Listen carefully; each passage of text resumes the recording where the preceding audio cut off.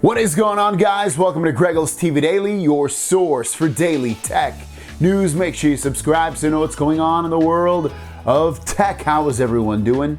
Let's get into the news. The first story of the day is AT&T has launched 5G in 7 more cities, and those cities are Austin, Los Angeles, Nashville, Orlando, San Diego, San Francisco, and San Jose. Now, this 5G is launched on what they call a millimeter wave, which does not travel far. So basically, wherever you have 5G in one of those cities, which it will not be blanketed all over the city, it'll kind of only be right there. And if you move, I don't know, let's say 50, 100 yards, 0.2 miles, something like that, you'll eventually lose that 5G signal. It's not like LTE where it'll travel everywhere. They won't have the real quote-unquote 5G that's just blanketing cities and travels better than what we have right now until 2020. And this is the way Verizon's is as well. So the 5G that you're kind of going to be getting in 2019 is very short-ranged,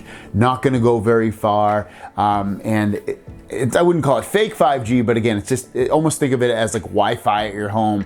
It's in a designated area, and once you leave that small designated area, it goes away. And the last story of the day is about the newest Samsung phone. Now, it is a mid-tier phone, so it's probably not going to be a phone a lot of people will buy. Also, it's not coming out in America, but it is called the Samsung A80, and it has a sliding, rotating camera. This thing is really cool looking. So basically on the front, you're gonna get all display, no cutout for the camera, no notch, no nothing, just all display.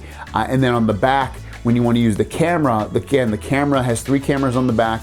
It'll rotate so that you can use the cameras on the back, or it'll rotate to the front. You can use those as selfie cameras as well. It's a really, really interesting take on a phone to be able to do something like this. I would be down with this for sure if it happened with the Galaxy S10, 11, whatever phones that come out in the future for Samsung. It's a very cool technology, and I think they did a really great job the way it looks thus far. Guys, thanks for watching. Don't forget to subscribe. New videos every single day. My question out to you is, what do you think about that sliding, rotating camera technology? Do you think it would get in the way? Do you think it would break? Let me know in the comments down below what your thoughts are on it, and we'll see you guys down the road. Peace!